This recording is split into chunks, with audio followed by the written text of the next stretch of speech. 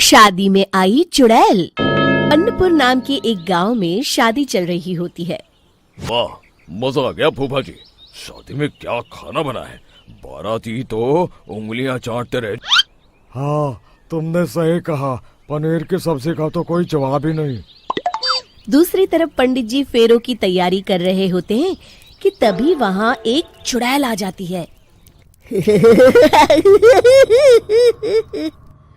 अरे मर गया रे, ये चुड़ैल यहाँ क्या कर रही है? अरे दिवाकर जी, ये आपकी कौन सी रिश्तेदार है? अरे मुझे क्या पता। क्या भाग्यवान, कहीं ये तुम्हारे मायके से तो नहीं आई है।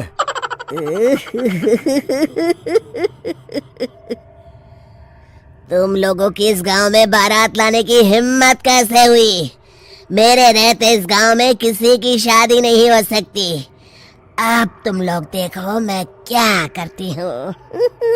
अरे मर गया रे, मैंने सुना है ये जबान की पक्की है। भागो रे भागो, वरना ये चुड़ैल किसी को नहीं छोड़ेगी। हाँ, तुम सही कहते हो मोहन भाई। यहाँ से भाग लेने में ही हम सबकी भलाई है। देखते ही देखते शादी के मंडप में भगदड़ मच जाती है और चुड़ैल सब कुछ उजाड़ कर रख देती है। फिर एक दिन मोहन की शादी तय हो जाती है। अरे भाई, अगले हफ्ते मेरी शादी तय हो गई है, लेकिन इस चुड़ैल की दहशत के मारे तो मेरे हाथ पैर कांप रहे हैं। अरे मोहन, तुम्हारा दिमाग तो खराब नहीं हो गया? तुम अपने साथ साथ हम सब गांव वालों को भी बलि का बकरा बनाना चाहते हो?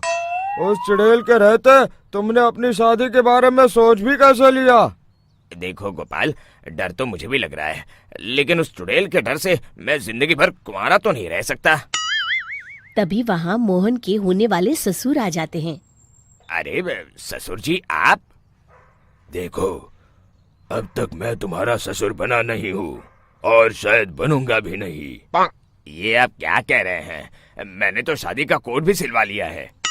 मैं अपनी बेटी की शादी किसी अच्छे गांव में कराना चाहता हूँ।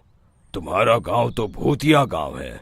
मैं तो क्या, अब तो कोई भी अपनी लड़की इस गांव वालों को नहीं देगा। इस तरह चुड़ैल के डर से उस गांव में किसी की भी शादी नहीं हो पाती। फिर एक दिन गांव के जमींदार अपनी बेटी की शादी करने का विचार करते हैं, लेकिन चुड़ैल के डर से उनकी भी हिम्मत जवाब दे देती है। अगर मेरी बेटी की शादी तय समय से नहीं हुई तो मेरी नाक कट जाएगी। मुझे कुछ करना ही होगा। एक सलाहकार के कहने पर जमींदार काशी से एक बहुत ही नामी तांत्रिक को अपने घर बुलवाते हैं, जो भूत चुड़ैल को पकड़ने में माहिर माना जाता था। जमींदार साहब, आप चिंता मत करिए। इस गांव की सीमा में प्रवेश करते ही मुझे उस चुड़ैल के बारे में सब पता चल गया था। आप उसे जल्दी से जल्दी कैद कर लीजिए ताकि मैं अपनी बेटी की शादी कर सकूं।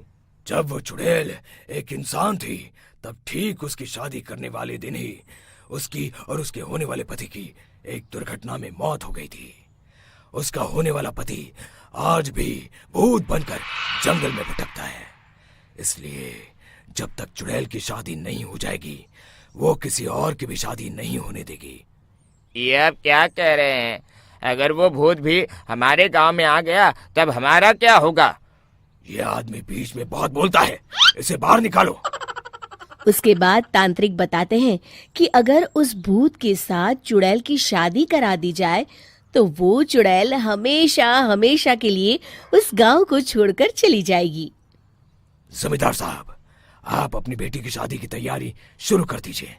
मैं कुछ गांव वालों को अपने साथ लेकर उस भूत को ढूंढने जंगल की ओर जाता हूँ। इस तरह जमींदार निश्चित होकर अपनी बेटी की शादी करवाने लगते हैं, लेकिन तभी वहाँ चुड़ैल आ जाती है। मैंने तुम गांव वालों को समझाया था ना कि इस गांव में कभी कोई शादी नहीं करेगा। लगता है तुम लोग मुझे हल्के में ले रहे हो। चुड़ैल जमींदार की बेटी को उठा लेती है।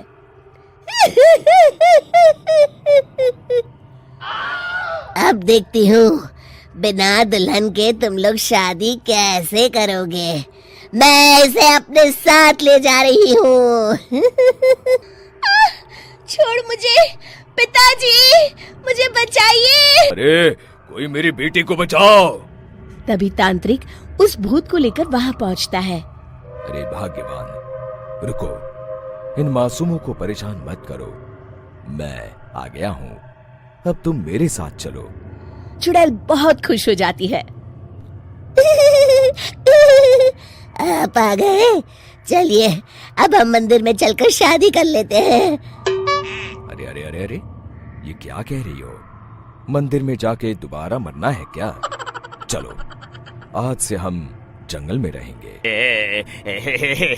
चुड़ैल चली गई, अब मेरी शादी हो जाएगी। इस तरह सभी गांव वाले खुशी से झूमने लगते हैं।